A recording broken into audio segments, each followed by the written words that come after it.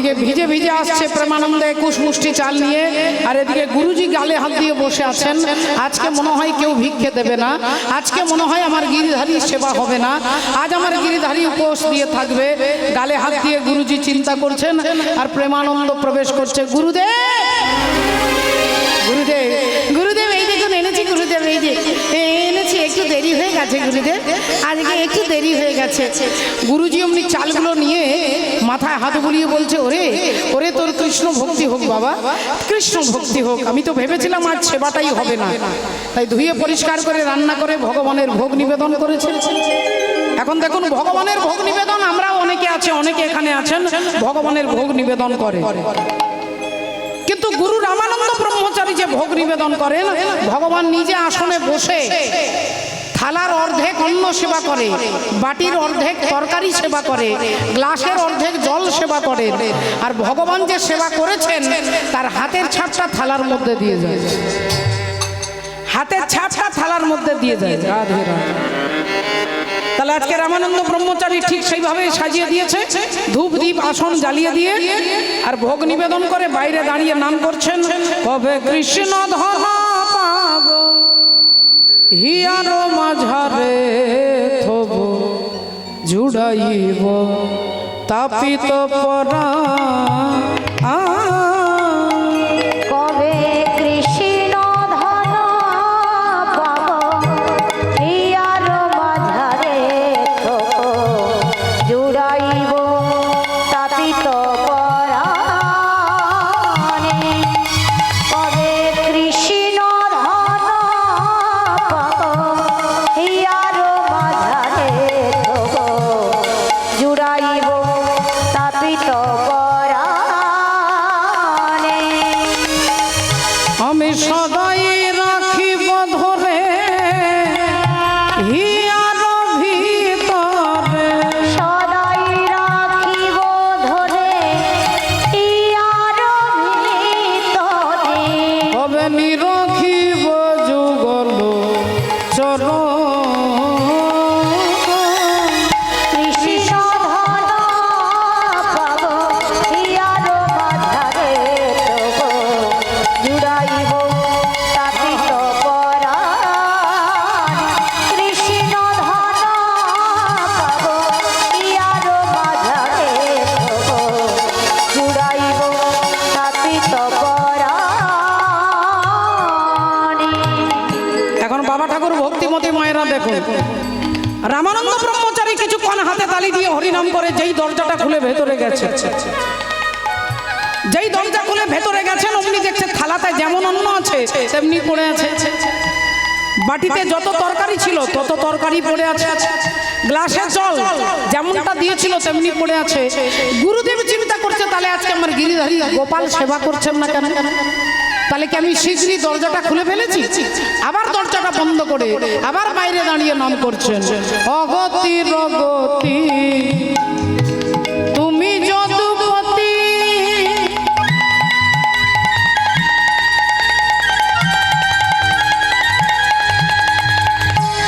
অগতি রগতি তুমি যদুপতি,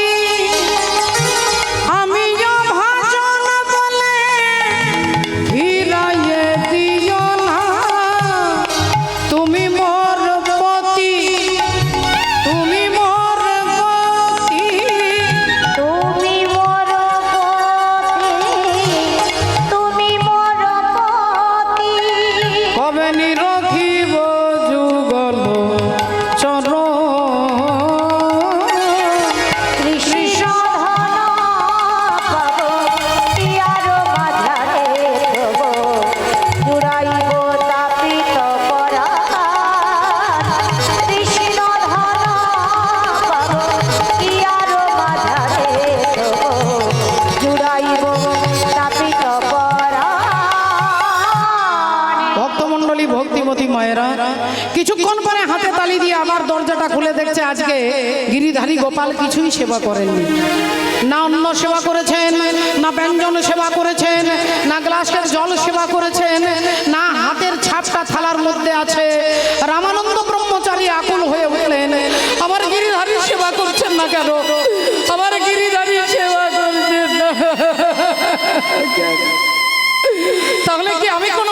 ফেলেছি, আমি কি কিছু অন্যায় করে ফেলেছি। হঠাৎ তিনি নিজে নিজে চিন্তা করছে তা আমি কি করেছি, কিন্তু তিনি মনে করে দেখছে যেভাবে আমি প্রতিদিন সেবা দিই আজকেও তো সেভাবেই সেবা দিচ্ছি। হঠাৎ মনে হলো আচ্ছা আচ্ছা ওই ছোট্ট প্রেমানন্দ ভুল করতে পারে, তাহলে সে যদি ভুল করে তাহলে তাকে শাসন করা তোর দরকার। প্রেমানন্দকে আগে জিজ্ঞাসা করি সে ভুল করেছে কিনা। গুরুদেব ডাকলেন, প্রেমানন্দ। হ্যালো, জয় নিতাই।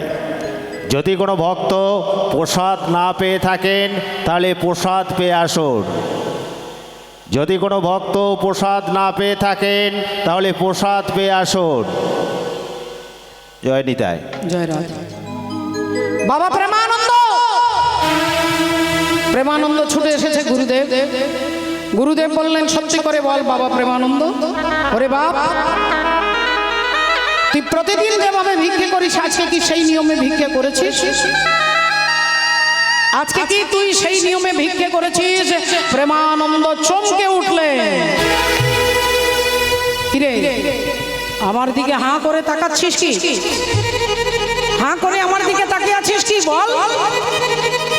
এক কাজ কর, তোকে বেশি কিছু বলতে হবে না, তুই আমার পায়ে হাত দিয়ে বল তুই আজকে আমার নিয়মে ভিক্ষে করেছিস। আমার নিয়মে তুই ভিক্ষে করেছিস, তুই বল। যে এ কথা বলেছে চরণটা বাড়িয়ে দিয়েছে গুরুদেব, অমনি শিষ্য প্রেমানন্দ ছুটে এসে গুরুদেবের চরণ দুখানা জড়িয়ে ধরে, হে গুরুদেব,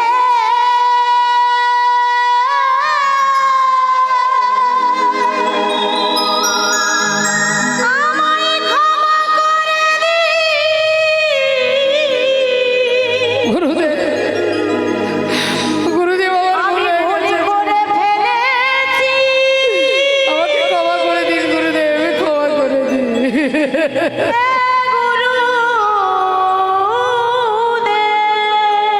প্রেমানন্দ আমার পা দুটো জড়িয়ে ধরে তুই কাঁদছিস কেন? বল তুই কি করেছিস বল। গুরুদেব আজকে এই ঝড় বৃষ্টিতে কেউ আমাকে ভিক্ষে দেয়নি গুরুদেব, কেউ আমাকে ভিক্ষে দেয়নি, তাই ওই জমিদার বাড়ি থেকে আমি 21 মুষ্টি চাল ভিক্ষে করে আপনাকে এনে দিয়েছি গুরুদেব। প্রেমানন্দ,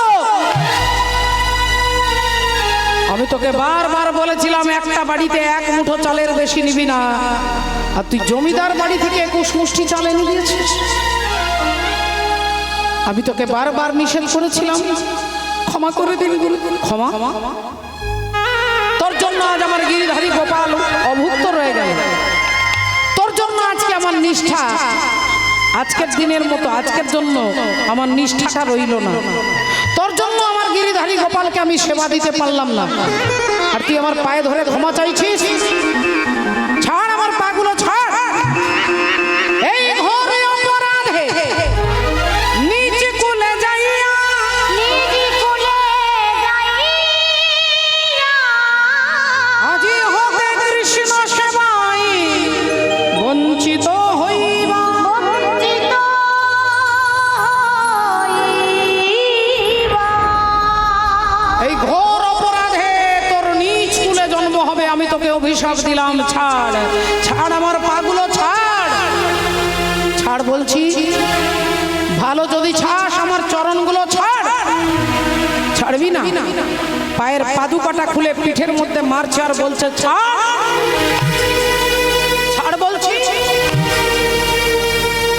কাঠের পাদুকা দিয়ে মারতে মারতে পিঠের চামড়া ফেটে যাচ্ছে, রক্ত ঝরছে, অসহ্য যন্ত্রণায় প্রেমানন্দ গুরুদেবের চরণ ছেড়ে দিয়েছে। পিঠ ফেটে গিয়ে দরদর করে রক্ত পড়ছে, জ্বালা হচ্ছে, চরণটা ছেড়ে দিয়ে পিঠের মধ্যে হাত বোলানোর চেষ্টা করছে।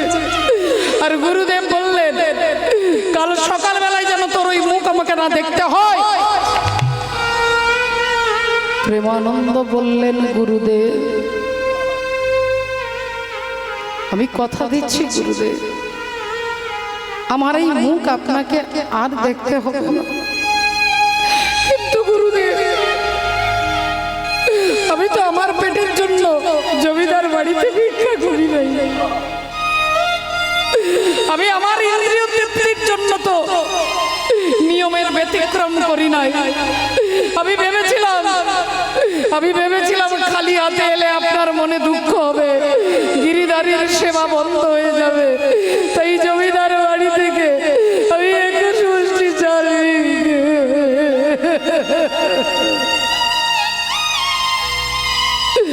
তাই আপনি আমাকে অভিশাপ দিলেন আমার নিজ কুলে জন্ম হবে গুরুদেব। তাহলে গুরুদেব, আমার জন্ম ভারতবর্ষের যে কোনো গ্রামে, যে কোনো শহরে, যে কোনো থানায়, যে কোনো পাড়ায়, যে কোনো জেলাতে আমার জন্ম হতে পারে, কিন্তু আমিও প্রতিজ্ঞা করছি গুরুদেব, যতদিন আপনার মুখ না দেখব ততদিন এই জগৎ সংসারে কারোর দিকে তাকাবো না, আমার চোখ বন্ধ থাকবে। যতদিন আপনার কৃপা না পাবো ততদিন মাতৃস্তন দুগ্ধ পান করব না, মায়ের স্তনের দুগ্ধ পান করব না। আর গুরুদেব, আমি মরে গেলে আমার নতুন জন্ম হবে, আমার চেহারা, আমার রং, আমার ঢং সব পাল্টে যাবে, কেউ আমাকে চিনতে পারবে না গুরুদেব, কিন্তু আপনি আমাকে চিনতে পারবেন। আপনি আমাকে চিনতে পারবেন। আপনি যে জুতো দিয়ে আমার পিঠে মেরেছেন, এই জুতোর ছাপটা আপনি আমার দ্বিতীয় জন্মে পিঠের মধ্যে দেখতে পাবেন। শ্রদ্ধেয় বাবা ঠাকুর, ভক্তিমতী মায়েরা, একবার ভালো করে ভেবে দেখুন বাবা ঠাকুর, গুরুদেব যদি শিষ্যকে অভিশাপ দেন, এটা তো নিশ্চয়ই মারাত্মক ব্যাপার। আবার যেমন তেমন গুরু নয়, রামানন্দ ব্রহ্মচারী, তিনি গুরুদেব, তিনি শিষ্যকে অভিশাপ দিচ্ছে তোর নিজ কুলে জন্ম হবে। কিন্তু বাবা, একটা কথা মনে রাখতে হবে, যদি আপনি ভগবানকে ধরে থাকেন, যদি আপনার দোষ না থাকে, তাহলে কেউ যদি আপনাকে অভিশাপও দেয়, ওই অভিশাপটাই একদিন আপনার জীবনে আশীর্বাদ হয়ে আসবে। আর যদি আপনার জীবনে দোষ থাকে, আর যদি কেউ আপনাকে আশীর্বাদও করে, ওই আশীর্বাদটাই আপনার জীবনে অভিশাপ হয়ে যাবে। কি বললাম? আপনি যদি ভগবানকে ধরে থাকেন, যদি কেউ আপনাকে অভিশাপ দেয়, অভিশাপটা আশীর্বাদ হয়ে যাবে, আর আশীর্বাদটা অভিশাপ হয়ে যাবে যদি কেউ ভগবানকে পরিত্যাগ করে। আপনারা বলবেন এর প্রমাণ? প্রমাণ আছে। প্রমাণ দিচ্ছেন কে? না পঞ্চম বেদ। 4টে বেদ আছে আমরা জানি। 5 নম্বর বেদ কাকে বলা হয়? না, মহাভারতকে বলা হয় পঞ্চম বেদ।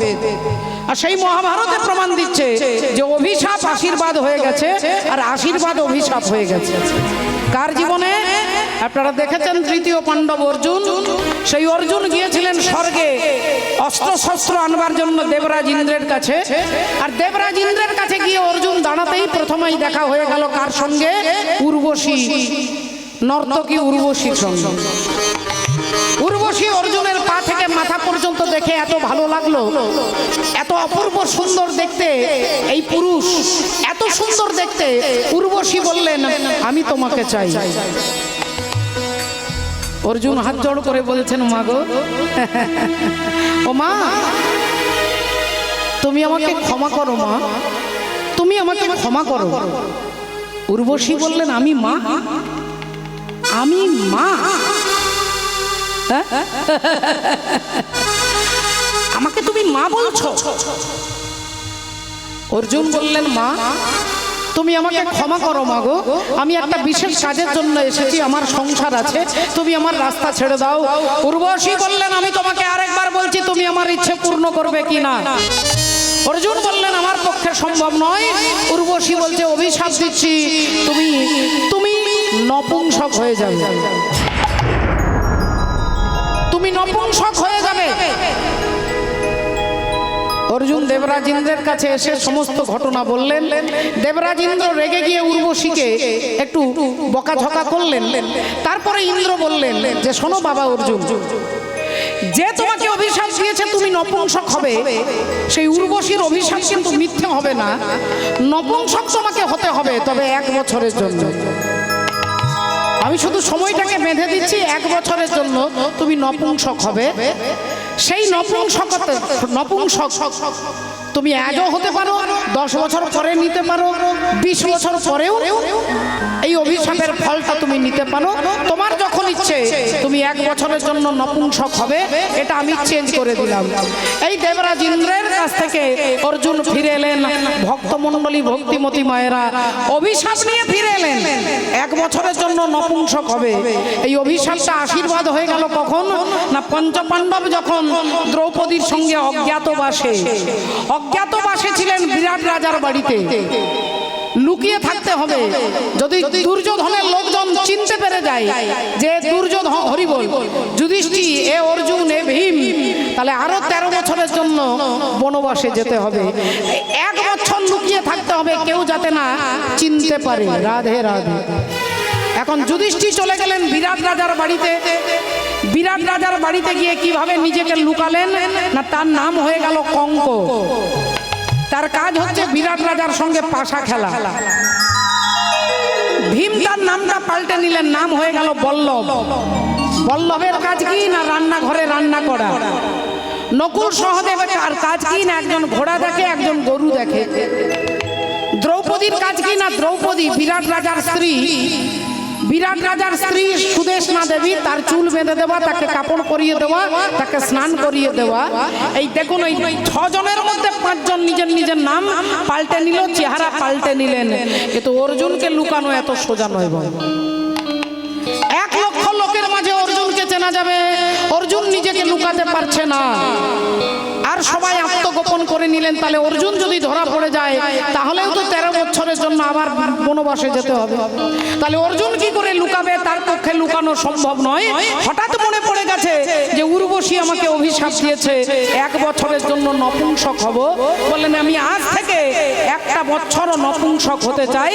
আর তিনি নপুংসক হয়ে বিরাট রাজার বাড়িতে নাম নিলেন বৃহন্নলা। তিনি ডান্সের নাচের মাস্টার, নাচের মাস্টার হয়ে নিজেকে গোপন করলেন। তাহলে দেখুন, ওই দুর্যোধন তাকে খুঁজে পেলেন না।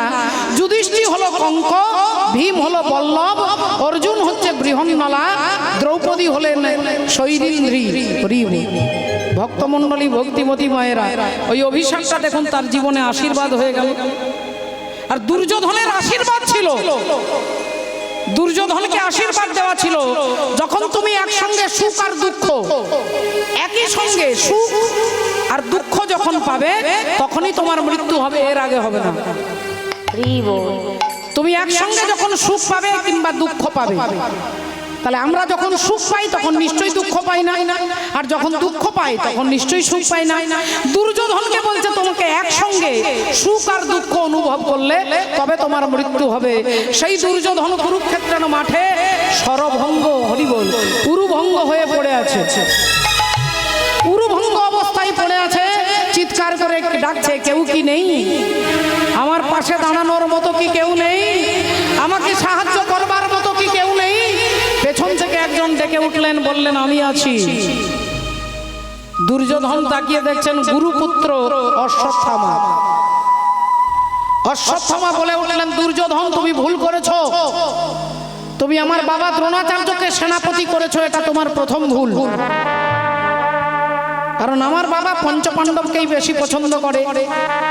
তুমি দাদু ভীষ্মদেবকে সেনাপতি করেছো, তোমার 2 নম্বর ভুল। কারণ ভীষ্মদেব পঞ্চপাণ্ডবকে পছন্দ করে। তুমি আরেকজন কৃপাচার্য, তাকেও তুমি সেনাপতি করেছো, তিনিও পছন্দ করে পঞ্চপাণ্ডবকে। অথচ তুমি আমার মতো ব্যক্তিকে, অশ্বত্থামাকে তুমি সেনাপতি করলে না। তুমি আজকে আমাকে সেনাপতি করো, আমি তোমার ইচ্ছে পূর্ণ করব। দুর্যোধন হেসে উঠলেন। সেনাই নেই, তার প্রতি সব যুদ্ধে শেষ হয়ে গেছে, আর তুমি এখন সেনাপতি হতে চাইছো?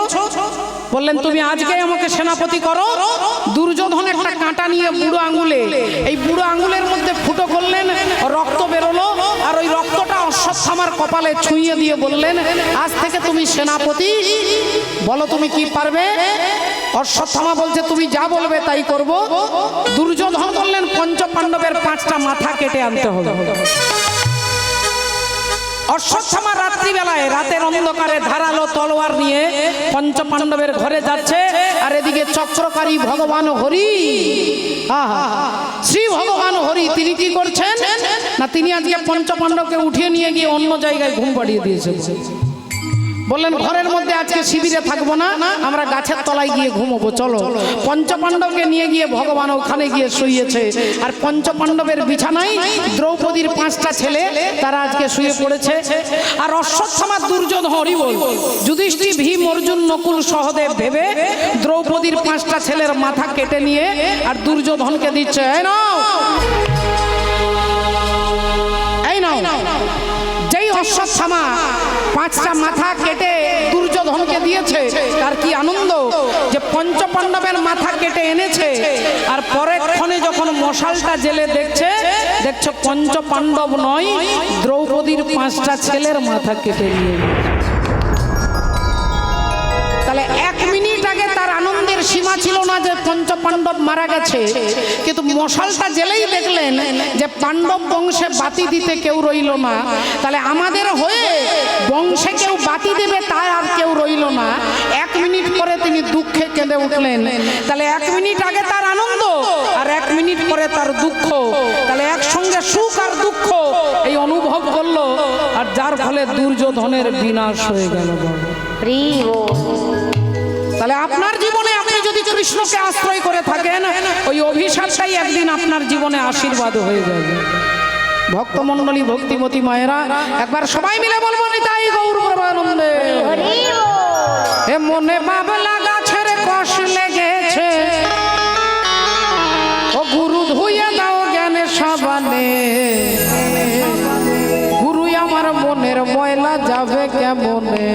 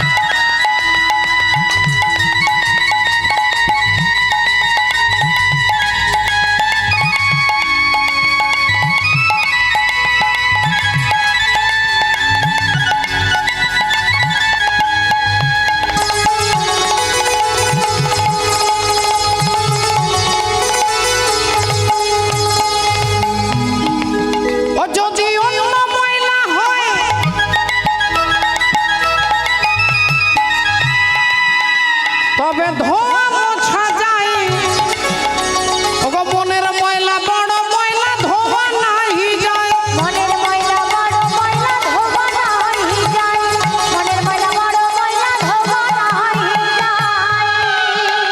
যদি অন্য ময়লা হয় তবে ধোয়া মোছা যায়,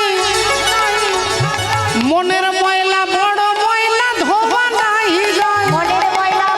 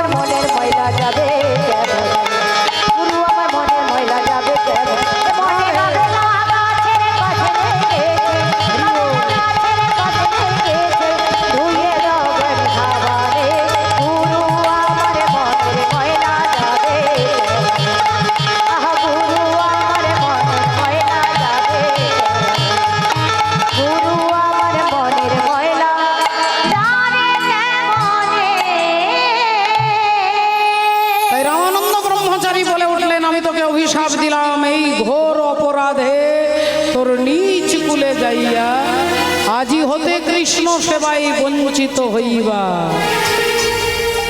প্রেমানন্দ বলে উঠলেন, গুরুদেব আমি নিজের পেটের জন্য ভিক্ষা করি নাই গুরুদেব, আমি আপনার মনে আনন্দ দেওয়ার জন্য, আমি গিরিধারীর সেবার জন্য জমিদার বাড়ি থেকে 21 মুষ্টি চাল নিয়ে এসেছি গুরুদেব। তার জন্য যদি আপনি আমাকে অভিশাপ দেন তাহলে আমিও বলছি গুরুদেব, আমার জন্ম ভারতবর্ষের যে কোনো গ্রামে হতে পারে, জন্মের পরে যতক্ষণ আপনাকে না দেখবো আমার চোখ বন্ধ থাকবে, যতক্ষণ আপনার কৃপা না পাবো আমার মাতৃ স্তনদুগ্ধ পান করব না, আর যতদিন রাধে রাধে হরি বল আপনি আমাকে চিনতে পারবেন, আর কেউ চিনতে পারবে না, আর কেউ চিনতে পারবে না, কিন্তু গুরুদেব আপনি আমাকে চিনতে পারবেন। আপনি যে জুতো দিয়ে আমার পিঠে মেরেছেন, এই জুতোর ছাপটা আপনি দ্বিতীয় জন্মে আমার পিঠে দেখতে পাবেন। এই বলে আজকে রামানন্দ ব্রহ্মচারী আশ্রমের দরজাটা বন্ধ করে দিলেন, আর প্রেমানন্দ কাঁদতে কাঁদতে যাচ্ছে। গুরুদেব বলেছে আগামী কাল যেন তোর ওই মুখ না দেখতে হয়, তাই প্রেমানন্দ ভাবছে কাশী বারাণসী গঙ্গার জলে ঝাঁপ দিয়ে আত্মহত্যা করব। তাই আত্মহত্যা করবার জন্য তিনি হাঁটতে হাঁটতে যাচ্ছে। আর না হয় হবে দেখা আরেকটি রাত থাকো, এই মিনতি করি আমি, এই মিনতি করি আমি, আমার কথা রাখো, আর না হয় হবে দেখা আরেকটি রাত থাকো।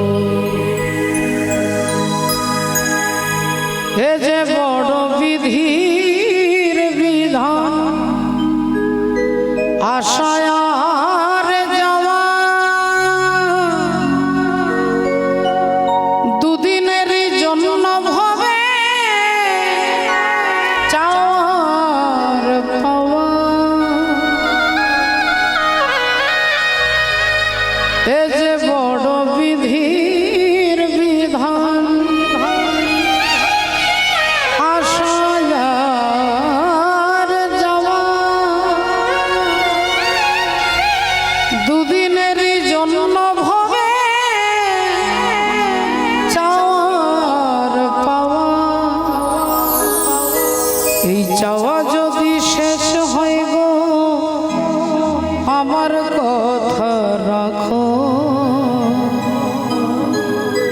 আর না হয় হবে দেখা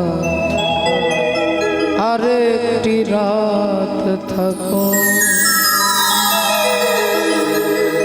তাই গুরুদেবের নাম স্মরণ করে ওই পিঠের রক্তটা দিয়ে আঙ্গুলে নিয়ে বুকের মধ্যে নাম লিখছেন জয় গুরু রামানন্দ। পিঠের রক্ত আঙ্গুলে নিয়ে বুকের মধ্যে লিখছেন জয় গুরু রামানন্দ। গুরুদেবকে আশ্রয় করে, গুরুদেবকে স্মরণ করে আজকে গঙ্গার জলে ঝাঁপ দিতে যাচ্ছেন প্রেমানন্দ। আজ গুরু গুরু গুরু বলি